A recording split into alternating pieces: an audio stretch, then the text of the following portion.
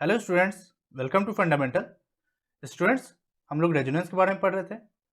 पिछले लेक्चर में हम लोग देखें कि कैसे कोई रेजोनेटिंग स्ट्रक्चर ड्रॉ करते हैं, उसका कुछ कंडीशन समझे और साथ ही साथ किस किस सिस्टम में यानी कौन से इलेक्ट्रॉन सिस्टम में ये रेजोनेटिंग स्ट्रक्चर पॉसिबल होता वो भी देखे थे और कुछ प्रॉब्लम्स भी सॉल्व किए थे। आज के इस लेक्चर में हम लोग पढ़ेंगे कि अगर आपका रेजोनेटिंग स्ट्रक्चर दे रखा हुआ है और क्वेश्चन पूछ रहा है कि स्टेबिलिटी पे पूछ रहा है या which one is most stable resonating structure, तो उसको कैसे डिसाइड करेंगे। उसको समझने के लिए आपको ये सब कुछ रूल्स पता होना चाहिए। अगर इसकी ये आपको पता है तो इसके बेसिस पे हम लोग डिफाइन कर सकते हैं कि हाँ, कौन सा स्ट्रक्चर आपका मोस्ट स्टेबल होगा या नहीं होगा। अब इसको स्टार्ट करने से पहले एक बार कुछ प्रॉब्लम्स हम चाहेंगे कि आपके साथ डिस्कस करना, ताकि हम लोग जो लास्ट लेक्चर में रेजोनेंस पढ़े थे एक बार उसका रिवीजन हो जाए। चलिए देखते हैं। पहला प्रॉब्लम आपका कह रहा है कि कौन सा रेजोनेटिंग स्ट्रक्चर नहीं है। अगेन याद कीजिए कौन सा सिस्टम सिखाए थे, 5 इलेक्ट्रॉन सिस्टम में, जिसमें कि एक सिस्टम था इस तरह का, पाई बॉन्ड है, बगल वाले कार्बन बगल वाले में आपका एक ऐसा एटम होगा जिसका ऑक्टेट कंप्लीट है, जैसे कि है। अब ये क्या करेगा, आपका इस तरह से रेजोनेंस में जाएगा। यहाँ पे बस फर्क क्या है, OH की जगह O माइनस है। और हम लोग न्यूक्लियोफाइल इलेक्ट्रोफाइल वाले चैप्टर में पढ़े थे कि O माइनस भी एक न्यूक्लियोफाइल की तरह बिहेव करता है। कैसे, OH बॉन्ड टूटा होगा तो H प्लस निकला होगा तो O पे माइनस आया होगा। अगेन इसका भी ऑक्टेट कंप्लीट है और ये भी पार्टिसिपेट करेगा, तो इस ख्याल से ये ऐसे टूटेगा। तो अगर यहाँ पे आप ड्रॉ करें तो ये बॉन्ड ऐसे टूटेगा और माइनस यहाँ आएगा, जो कि आपका स्ट्रक्चर सी दे रखा हुआ है। फिर फर्दर आप यहाँ से रेजोनेंस अगर ड्रॉ करेंगे तो ये बॉन्ड टूट के ऐसे आएगा, जो कि आपका स्ट्रक्चर बी दे रखा हुआ है। और हमें पूछ रहा कौन सा नहीं होगा। इसका मतलब ये हो गया कि हमारा option D is the correct one, because क्योंकि माइनस यहां कभी नहीं आएगा। तो पहला क्वेश्चन ये हो गया। दूसरा क्वेश्चन, अच्छा क्वेश्चन स्टार्ट दूसरा से पहले एक चीज आपको बताना था जो कि लास्ट लेक्चर में भूल गए थे। देखिए रेजोनेंस तो हम लोग पढ़ लिए। अब दो चीज होता है, एक प्लस आर इफेक्ट होता है और एक माइनस आर इफेक्ट होता है। प्लस आर इफेक्ट हो गया सिमिलर वे में, जैसे आप प्लस आई इफेक्ट हम लोग पढ़ते हैं इंडक्टिव में, और माइनस आई। बस क्या था, प्लस आई में क्या सिस्टम था, एक ऐसा सिस्टम था जो कि अपने जो इलेक्ट्रॉन इधर की ओर देता था सिग्मा बॉन्ड्स के थ्रू, और माइनस आई इफेक्ट में क्या होता था, जो कि इलेक्ट्रॉन अपने तरफ खींचता था। तो सिमिलर कॉन्सेप्ट है, यहां पे इलेक्ट्रॉन अपने से दे रहा है, इस सिस्टम को बोलेंगे प्लस आर इफेक्ट, यानी प्लस आर इफेक्ट शो कर रहा है। बट वही इसके साथ आप एक ऐसा सिस्टम जोड़ देंगे, जैसे एल्डिहाइड की बात कर लेते हैं, और हम लोग जानते हैं एल्डिहाइड कैसे टूट के बन सकता है, मतलब कार्बोनिल O माइनस और कार्बन पे पॉजिटिव। तो इसके बेसिस पे यह कार्बन अपने तरफ क्या कर रहा है, यहाँ पे डिफिशियंसी है तो अपने तरफ खींचेगा, इसके बेसिस पे इधर की ओर जाएगा तो इधर खुलेगा। तो ऐसे वाले ग्रुप को आप बोलेंगे माइनस आर इफेक्ट। सो बस यही था जानने के लिए, अदरवाइज आपको तो बताया ही है कि कैसे रेजोनेटिंग स्ट्रक्चर ड्रॉ करना है, बस इस चीज को ध्यान में रखना है। ठीक है, तो ये आपका हो गया प्लस आर इफेक्ट, ये हो गया माइनस आर इफेक्ट। बाद बाकी आप रेजोनेंस ड्रॉ करना जानते हैं। नेक्स्ट प्रॉब्लम, इसमें बोल रहा है कि कौन सा रेजोनेटिंग स्ट्रक्चर है। देखिए आप याद कीजिए, हम बोले थे कि न्यूक्लियस का शिफ्ट नहीं होना चाहिए। देखिए यहाँ कार्बन से हाइड्रोजन जुड़ा हुआ है, यहाँ ऑक्सीजन से हाइड्रोजन जुड़ा हुआ है, न्यूक्लियस शिफ्ट हो गया तो आपका ये नहीं होगा। सी में देखिए, यहाँ पे आपका कार्बन और ऑक्सीजन के बीच बॉन्ड है, यहाँ कार्बन और ऑक्सीजन के बीच बॉन्ड नहीं है, रादर नाइट्रोजन ऑक्सीजन के बीच बॉन्ड है, न्यूक्लियस शिफ्ट हो गया, ये भी नहीं होगा।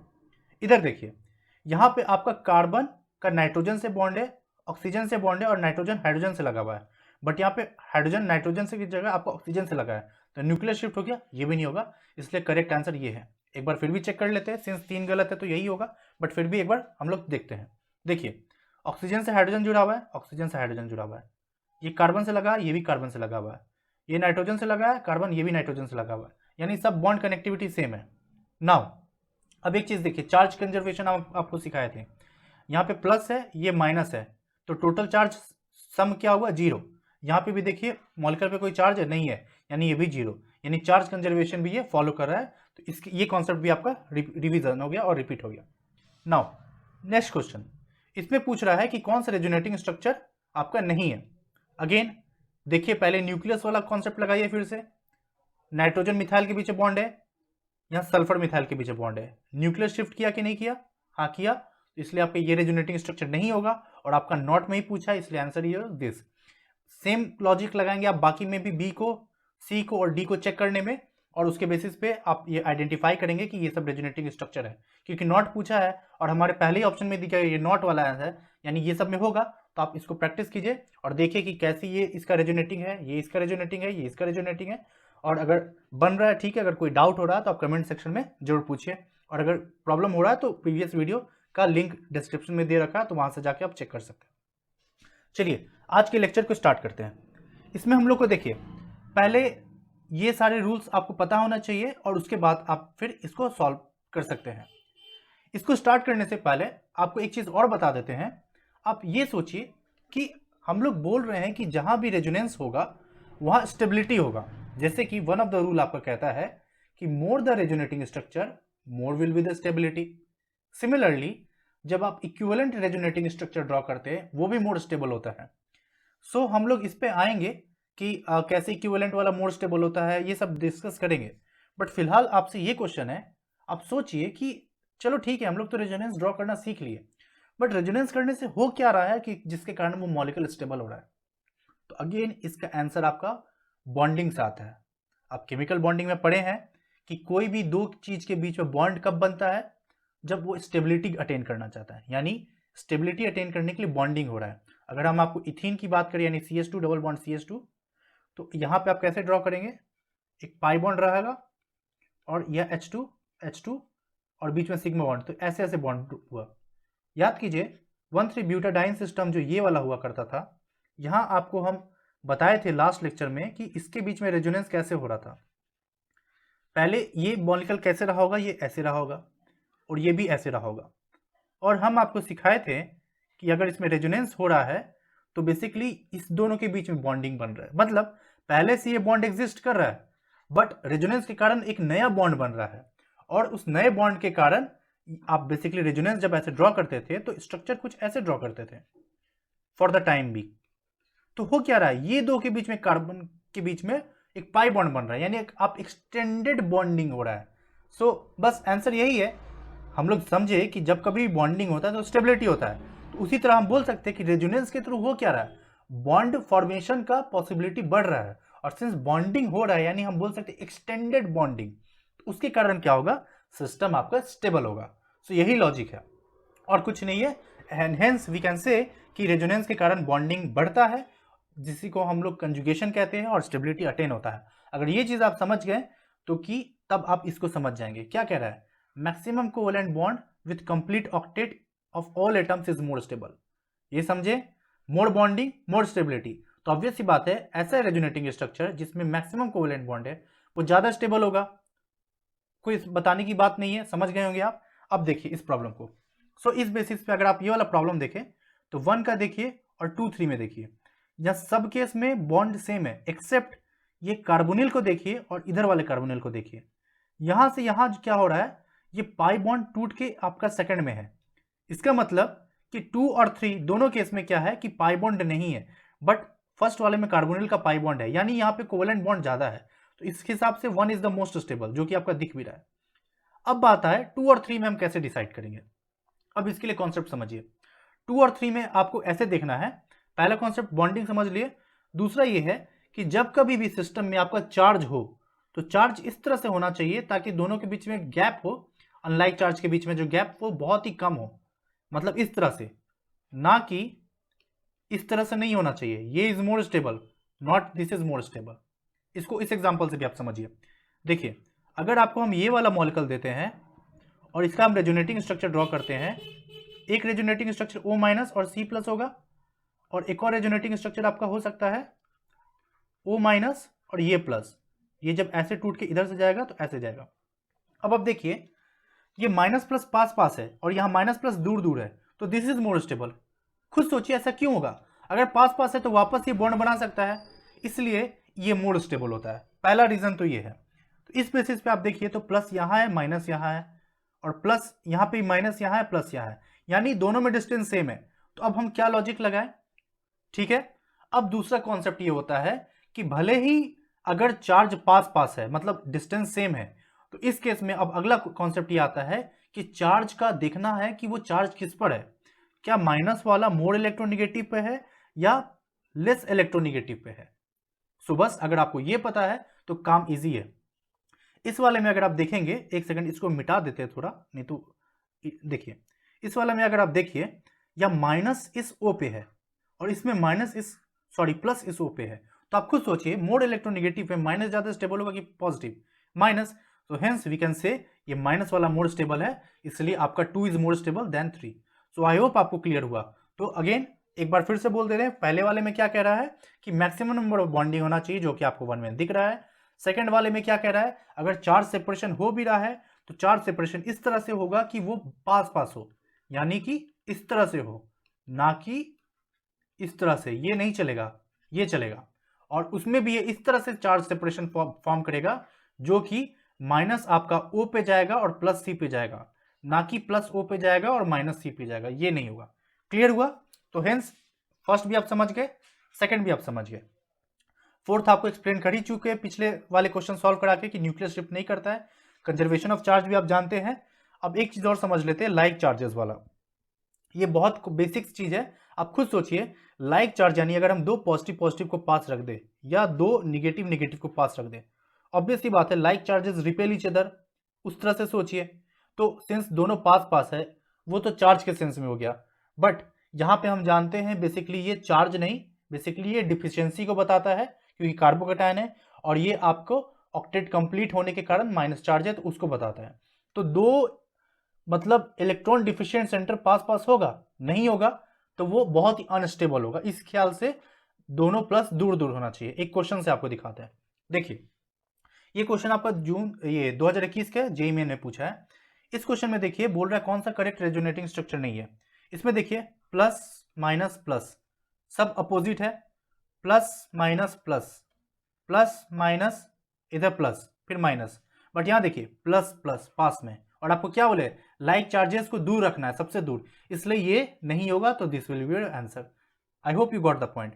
इसको अगर आप ऐसे भी समझिए, ये तो आप ऐसे समझ लिए, अगर आप इसको बॉन्ड पोलरिटी से भी समझिए और आपका रेजोनेटिंग स्ट्रक्चर से भी समझिए, तब भी आप इसको एक्सप्लेन कर सकते हैं।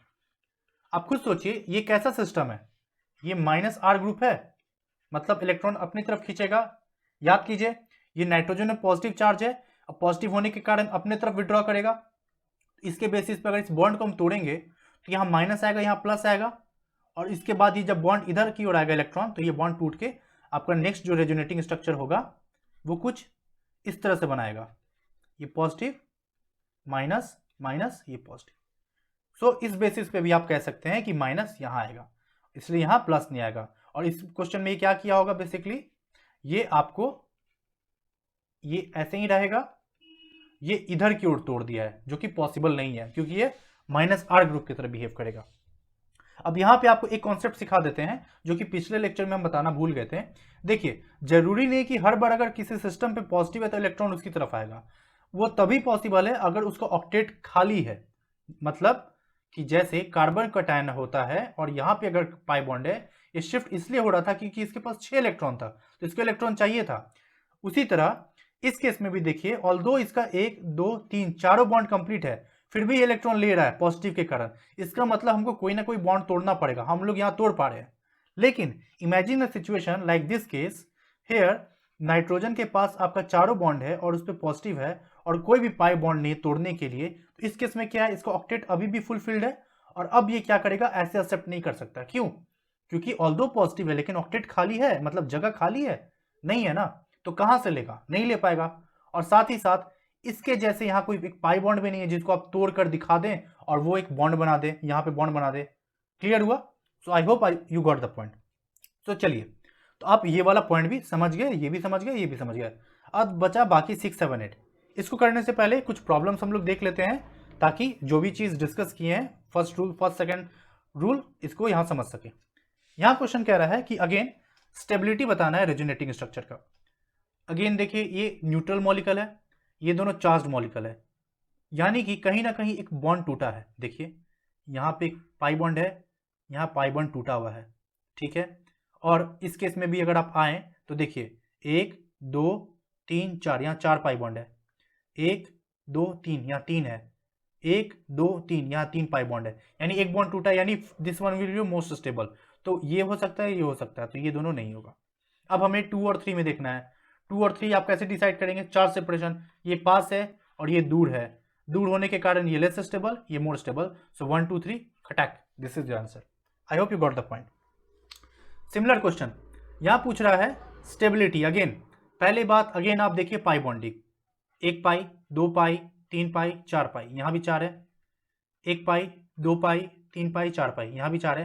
अब आप सोच रहे हैं सिग्मा क्यों नहीं गिन रहे, क्योंकि सिग्मा तो सभी में सेम होगा ना, बॉन्ड टूट रहा है और रेजोनेंस हमेशा पाई इलेक्ट्रॉन का खेल है, तो पाई बॉन्ड को ही देखना पड़ेगा ना।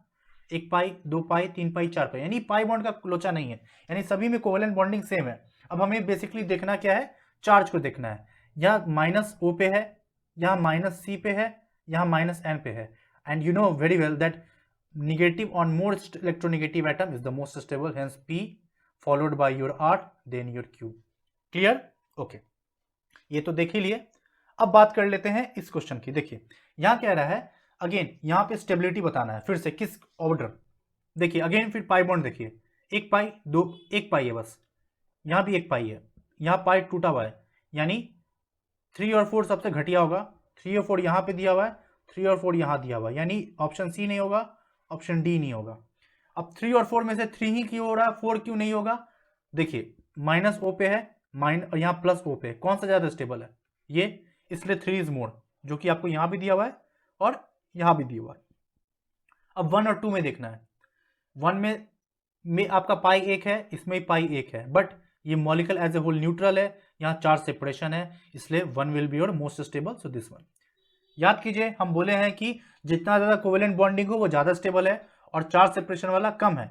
लेकिन अगर दोनों केस में पाई बॉन्ड सेम है तो उस केस में same covalent bond but with neutral molecule will be your most stable. ठीक है, क्लियर है? चलिए अब बात करते हैं, हाँ अब एक क्वेश्चन सॉल्व करते हैं जो कि आपका फेनॉल वाले चैप्टर में आप पढ़ते हैं। अगर एसिड बेस की बात करें तो आप ये जानते हैं कि एक एसिड की तरह बिहेव कर रहा है, क्यों? क्योंकि H+ रिलीज कर रहा है और उसका एक कंजुगेट बेस फॉर्म कर रहा है। क्वेश्चन ये है कि यहाँ एसिड बेस कॉन्सेप्ट को हम नहीं समझ रहे हैं, यहाँ समझना ये है कि ये जो फेनॉल का मॉलिक्यूल है ये भी रेजोनेंस में जाएगा और फेनॉक्साइड का जो मॉलिक्यूल है ये भी रेजोनेंस में जाएगा। सिंस 3 पाई बॉन्ड इधर है, 3 पाई बॉन्ड इधर है, यानी दोनों केस में तो हमें दिख रहा है कि number of resonating structure same होगा। तो फिर हम कैसे डिसाइड करें कि कौन सा रेजोनेटिंग स्ट्रक्चर मोस्ट स्टेबल है? मतलब अगर हम फेनॉल के थ्रू अगर रेजोनेटिंग स्ट्रक्चर ड्रॉ करें तो ये खुल के इधर आएगा, तो ये कुछ पहला स्ट्रक्चर ऐसे फॉर्म किया, यहाँ माइनस आएगा पाई बॉन्ड। सिमिलरली अगर आप इधर भी आए तो ये स्ट्रक्चर कुछ ऐसा आएगा माइनस। अब आप यहां देखिए ध्यान से, अगर आप पिछला वाला प्रॉब्लम देखे होंगे तो हम क्या बोल रहे थे, कोवेलेंट बॉन्डिंग दोनों में सेम है, बट ये जो चार्ज है इस पे नहीं है और इस पे है, तो लेस, मतलब एक तरह से आप इसको ऐसे समझिए, जीरो चार्ज है, यानी कि इस पे 2 चार्ज है और इस पे 0 चार्ज है, यानी लेस चार्ज वाला मोर स्टेबल है। सिमिलर कॉन्सेप्ट आप इधर लगाइए, तो इस वाले केस में सिर्फ एक ही चार्ज है जो कि माइनस है, इसमें 2 चार्ज फॉर्म कर रहा है, यानी एक लॉजिक तो आप ऐसे बोल सकते हैं कि इसके बेसिस पे ये आपका मोस्ट स्टेबल है। पहला चीज तो ये। और अगर आप न्यूक्लियोफाइल इलेक्ट्रोफाइल वाला लेक्चर अगर आपको याद हो, जहां हम आपको बताए थे कि कोई भी न्यूक्लियोफाइल ऐसा, जैसे कि H2 एक न्यूक्लियोफाइल है, OH- एक न्यूक्लियोफाइल है, बट OH पे एक माइनस चार्ज है, तो ये वाला मोस्ट मतलब स्ट्रॉन्ग न्यूक्लियोफाइल होगा compare to this one, neutral के रेस्पेक्ट में। सिमिलरली आप इधर बिहेव करें तो OH एक न्यूक्लियोफाइल की तरह बिहेव करेगा, O- भी एक न्यूक्लियोफाइल की तरह बिहेव करेगा। क्यों? क्योंकि ये अपने से इलेक्ट्रॉन दे रहा है, तो ये अपने से इलेक्ट्रॉन दे रहा है। अगर आप उस सेंस में सोचिए तो ज्यादा अच्छा इससे कौन देगा? ये देगा। ऑल्दो दोनों में number of resonating structure same है, बट ज्यादा इंटेंसिटी से ये देगा। इंटेंसिटी कहने का मतलब क्या हो गया कि बहुत फास्टली देगा। आप इसको ऐसे सोचिए जैसे कि आपको कोई एक हम प्रॉब्लम दिए हैं और आप सॉल्व कर रहे हैं, एक और बंदा है वो भी सॉल्व कर रहा है, दोनों को ही वो प्रॉब्लम नहीं समझ में आ रहा कैसे करे, but at least he is showing his intent उसको सॉल्व करने का, बट ये उतना इंटेंट नहीं दिखा रहा है। तो यहाँ वो इंटेंट कहने का पर्पस ये है। और बात बाकी आप न्यूक्लियोफाइल वाले कॉन्सेप्ट से भी समझ रहे होंगे कि O- is a better nucleophile, इसलिए जाएगा, और इसके बेसिस पे यहाँ पे जो रेजोनेटिंग स्ट्रक्चर आएगा, हेंस वी से कि फेनॉक्साइड आयन का जो रेजोनेटिंग स्ट्रक्चर है that is more stable if we compare to the phenol. I hope you got it right. Now next concept आ जाता है कि कोई भी रेजोनेटिंग स्ट्रक्चर हम लोग ड्रॉ करते हैं, अभी तक तो हम लोग देखें स्टेबिलिटी ऑर्डर के लिए। अब नेक्स्ट कॉन्सेप्ट क्या है कि जितना ज्यादा रेजोनेटिंग स्ट्रक्चर होगा वो सिस्टम उतना स्टेबल होगा। अब हमें ये जरूरत नहीं लग रहा है आपको बताने के लिए ऐसा क्यों, क्योंकि याद कीजिए अब हम आपको बताए हैं कि रेजोनेंस के थ्रू हो क्या रहा है, मॉलिक्यूल में बॉन्डिंग बढ़ रहा है, और जब कभी भी बॉन्डिंग बढ़ेगा तो सिस्टम स्टेबल ही तो होगा ना। क्लियर है? बस वही कॉन्सेप्ट है। तो इसमें देखिए रेजोनेटिंग स्ट्रक्चर किसमें ज्यादा है, इसमें अगर आप ड्रॉ करेंगे तो कुछ ऐसा बना, इसका रेजोनेटिंग स्ट्रक्चर ड्रॉ करेंगे तो एक स्ट्रक्चर ये बनेगा, फिर एक और फर्दर आएगा तो सिमिलर स्ट्रक्चर यहां बनेगा। तो यहां 3 रेजोनेटिंग स्ट्रक्चर, यहां 2 resonating structure. This is your most stable compare to this, यानी ये कार्बोकेटाइन ज्यादा स्टेबल है। सिमिलरली अगर हम ये वाला सिस्टम ले, CH2 पे पॉजिटिव है, और इसकी बात करें, ज्यादा स्टेबल कौन होगा? ये होगा। इसका जब आप रेजोनेंस करेंगे तो यहां 5 निकल कर आएगा, एक ये है और ये 3 पाई बॉन्ड है तो तीनों घूमेगा और फिर करके चौथा आएगा। प्रीवियस लेक्चर में हम इसका ड्रॉ करके दिखाए हैं, इसलिए यहां नहीं दिखा रहे, जस्ट आपको एक्सप्लेन करने की कोशिश कर रहे हैं कि ज्यादा रेजोनेटिंग स्ट्रक्चर इधर है, इसलिए ज्यादा स्टेबल होगा। सिमिलर कॉन्सेप्ट अगर इसके कार्बोकेटाइन के जगह हम कार्बेनाइन लगा दें, सिमिलर कॉन्सेप्ट है, बस फर्क क्या है, अब एरो इधर से इधर की ओर जाएगा। क्यों? क्योंकि ऑक्टेट कंप्लीट है, माइनस चार्ज है तो अपने से इलेक्ट्रॉन देगा, तो इसके बेसिस पे यहां रेजोनेंस ऐसा होगा। और अगर इसकी बात करें, इस केस में भी रेजोनेंस ऐसा होगा। अगेन इसमें भी 3 रेजोनेटिंग स्ट्रक्चर होगा, इसमें 2 होगा, तो ये वाला ज्यादा स्टेबल कार्बेनाइन होगा। और आप जानते हैं कि कार्बोकेटाइन को क्या चाहिए? इलेक्ट्रॉन चाहिए। भाई मेरे को इलेक्ट्रॉन दे दो, मैं 6 इलेक्ट्रॉन सिस्टम हूं। और कार्बोनाइन क्या बोलता है? देख अपन से पंगा मत ले, मैं पहले से ही 8 बन के बैठा हूं, हमको यहां से इलेक्ट्रॉन हटाना है, तो अपने से दूर भेजेगा। तो इसलिए रेजोनेंस क्या कर रहा है? इस कार्बोनाइन की स्टेबिलिटी को इंक्रीज कर रहा है, और यहाँ पे रेजोनेंस क्या कर रहा है? इस कार्बोटाइन की स्टेबिलिटी को इंक्रीज कर रहा है। और आप समझ ही गए हैं कि जितना ज्यादा रेजोनेटिंग स्ट्रक्चर होगा वो उतना ज्यादा स्टेबल होगा। अगर इस चीज को आप समझ गए हैं तो now this problem will be easier for you. देखिए क्या कह रहा है कि कौन सा स्पीसीज रेजोनेंस स्टेबलाइज्ड है कि नहीं। देखिए ये इधर जाएगा, रेजोनेंस है तो ए होगा, सो ऑप्शन ए नहीं होगा क्योंकि इसमें ए नहीं दे रखा है। बी में देखिए ये भी उठ के इधर आएगा, यानी बी में भी रेजोनेंस है। अगेन sp2 कार्बोकेटाइन है तो जाएगा। और अगर आपको दिक्कत हो रहा है कि कैसे हो रहा है तो लास्ट लेक्चर देखिए, वहां हम एक्सप्लेन किए कि कौन टोटल 5 केस बताया जहां पे आपका रेजोनेटिंग स्ट्रक्चर कैसे ड्रॉ करते हैं। तो इस हिसाब से आपका बी में भी होगा। इधर जाइए तो ये देखिए sp2 है लेकिन यह sp3 हो गया, यानी कोई ऑर्बिटल है नहीं, तो रेजोनेंस नहीं दिखाएगा, यानी सी में नहीं होगा, तो सी में नहीं होगा। डी में देखिए, डी विनाइल कैटायन सिस्टम है, मतलब कि अगर आप इस p ऑर्बिटल को ड्रॉ करें तो ऐसे जाएगा, ऐसे जाएगा, ये कार्बन है, हाइड्रोजन है, यहां खुद पे पॉजिटिव है, तो इसको कौन इलेक्ट्रॉन देगा? कोई नहीं देगा। क्यों? क्योंकि 1 बॉन्ड, 2 बॉन्ड, 3 बॉन्ड, 4 बॉन्ड, इसका ऑक्टेट कंप्लीट है, और बगल में कौन है जो इसको देगा? कोई नहीं देगा, तो इसलिए ये तो होगा भी नहीं। तो डी नहीं होगा और सी नहीं होगा, तो डी नहीं होगा और सी नहीं होगा, तो आंसर इज बी। कितना इजी क्वेश्चन था, बन गया बस। सिमिलर कॉन्सेप्ट आया है 2021 में, देखिए जेईई मेन का ही क्वेश्चन है, यहां स्टेबिलिटी पूछ रहा है। देखिए इसमें 5 होगा, निकल कर आएगा, जब आप ड्रॉ करेंगे ऐसे जाएगा तो आपका पॉजिटिव एक बार यहां आएगा, ऐसे जाएगा तो पॉजिटिव एक बार यहां निकल कर आएगा, ऐसे जाएगा तो पॉजिटिव एक बार यहां निकल कर आएगा, फिर वापस आएगा तो पॉजिटिव यहां आ जाएगा, तो टोटल 5 हो जाएगा।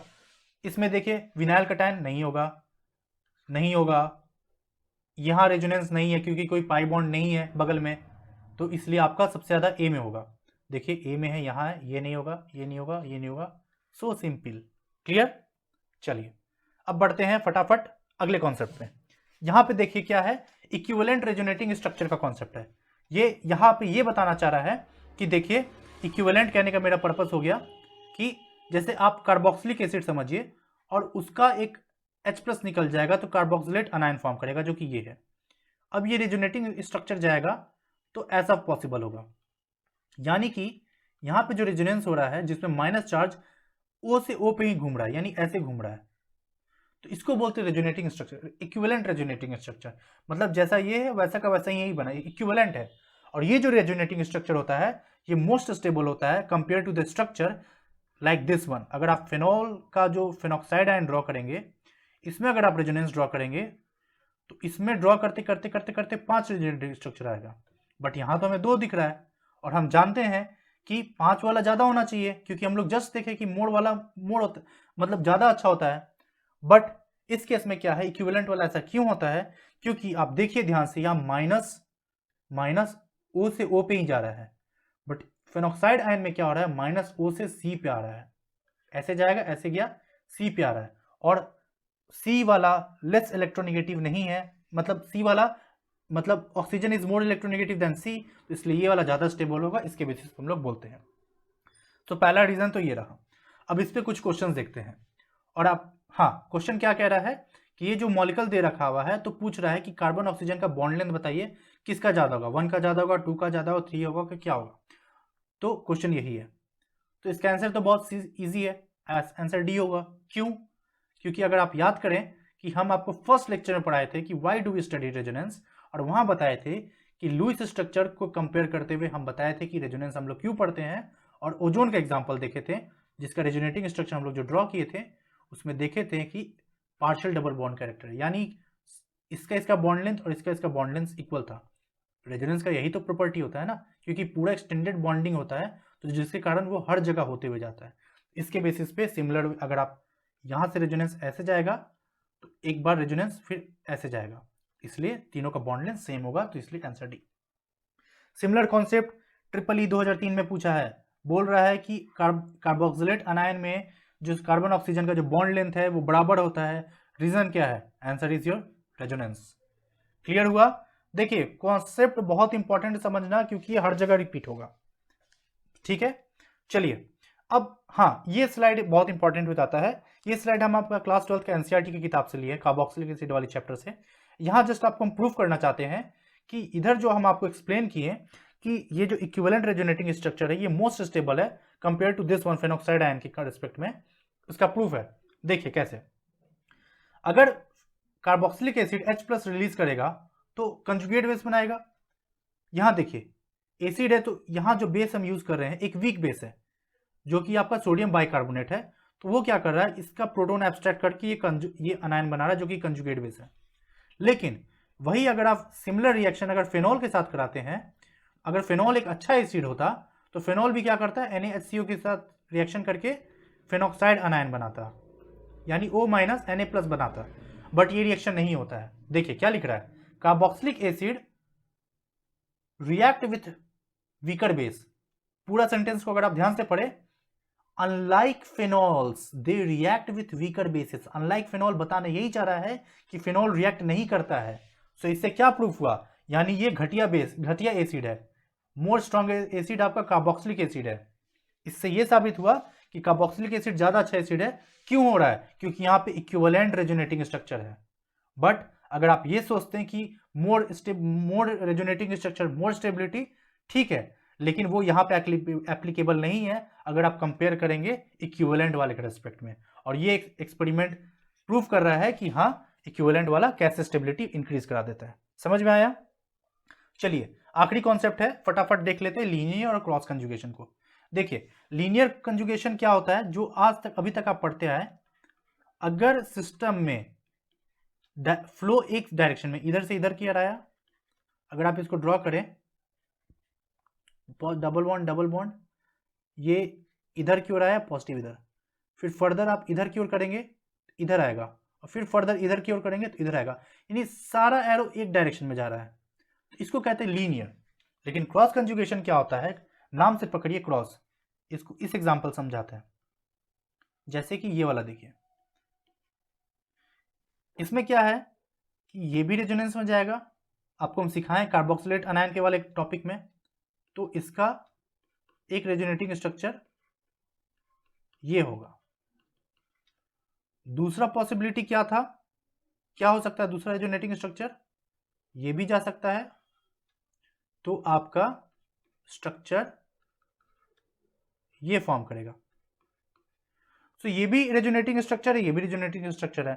सो हो क्या रहा है, यहां पे एक साइड इधर से आ रहा है और दूसरे साइड से भी आ रहा है, तो दोनों डायरेक्शन से पॉसिबल है। ये इधर वाला भी पार्टिसिपेट कर रहा है, इधर वाले पार्टिसिपेट कर रहा है, और दोनों जा रहा है साथ साथ अलग डायरेक्शन में। लेकिन प्रीवियस वाला सब एक तरफ जा रहा था, ये इधर, ये इधर, ये इधर, इसलिए इसको लीनियर बोलते हैं और इसको क्रॉस बोलते हैं। और अगर आपको क्रॉस कंजुगेशन समझ में आ गया तो आप ये चीज समझ जाएंगे अभी कि अगर हम बात करें ये वाला अगर एस्टर है और इसमें न्यूक्लियोफिलिक एडिशन रिएक्शन कराएंगे तो ये अटैक करेगा और फिर ओपन होगा, क्लोज होगा, हम डायरेक्ट दिखा दे रहे हैं, तो आपका सिस्टम ऐसे बनता है। लेकिन अगर आप इस वाले सिस्टम की बात करें और यहां पे सिमिलर न्यूक्लियोफाइल अटैक कराएंगे, ऑल्दो यहां पे मे बी बन जाए, लेकिन अगर हम इस रेट ऑफ रिएक्शन की बात करें R1 और R2 की, so your R1 will be greater than R2। क्यों? क्योंकि आप याद कीजिए न्यूक्लियोफाइल किधर अटैक करेगा, इलेक्ट्रोफाइल पे, और इलेक्ट्रोफाइल को एक अच्छा इलेक्ट्रोफाइल होना होगा, तभी वो भर भर के अटैक करेगा। और ये कॉन्सेप्ट आपको मैं न्यूक्लियोफाइल इलेक्ट्रोफाइल वाले चैप्टर में बताया है टॉपिक में। तो सिंस ये क्रॉस कंजुगेशन होगा, उसके कारण यहाँ का इलेक्ट्रोफिलिसिटी घटा देगा, और घटा देगा तो न्यूक्लियोफाइल उतना अच्छा से अटैक नहीं करेगा। हेंस इस केस में रेट ऑफ रिएक्शन घट जाएगा और इसमें नहीं घटेगा, इसलिए ये आपका ऐसे जाएगा। सो देखिए अगेन न्यूक्लियोफिलिसिटी, इलेक्ट्रोफिलिसिटी, इसलिए हम आपको बोले हैं कि आप प्रीवियस लेक्चर देखिए, सारा टॉपिक एक दूसरे के सीक्वेंस में है, ठीक है। सो अगर आप ये समझ गए तो बस अब देखिए यहां क्या हो रहा है, लीनियर, फिर लीनियर, यहां तो आपका कंजुगेशन है ही नहीं क्योंकि sp2 के बगल में एक sp3 आ गया, sp2 के बगल में sp3 है, sp2 के बगल में sp3 है, तो ये तो नहीं होगा। इधर देखिए ये इधर जाएगा, एक इधर से आ रहा है और एक इधर से जा रहा है, तो इधर खुलेगा, इधर से जाएगा तो इधर खुलेगा, यानी यहां पे आपका क्रॉस कंजुगेशन हो रहा है। सो ये आपका सही हुआ। सो ऑल्दो ये लेक्चर थोड़ा सा लंबा चला गया, हम नहीं चाहते थे कि इतना लंबा जाए, बट कॉन्सेप्ट बताना जरूरी था। और आज के इस लेक्चर के बाद आई होप आपका सारा कॉन्सेप्ट क्लियर हो गया होगा, ठीक है। अगले लेक्चर में हम लोग देखेंगे कुछ पीवाईक्यू ही सॉल्व कर लेंगे, उसके साथ रेजोनेंस आपका खत्म हो जाएगा, और उसके बाद के लेक्चर में हम लोग आपका हाइपर कंजुगेशन करेंगे। So students, I request you कि प्रीवियस लेक्चर्स जो भी बनाए हैं उसको आप देखिए, क्योंकि सारा लेक्चर एक दूसरे के कनेक्ट है, ठीक है। और अगर आपको कोई भी डाउट है, कोई भी प्रॉब्लम है, तो आप कमेंट सेक्शन में जरूर बताइए।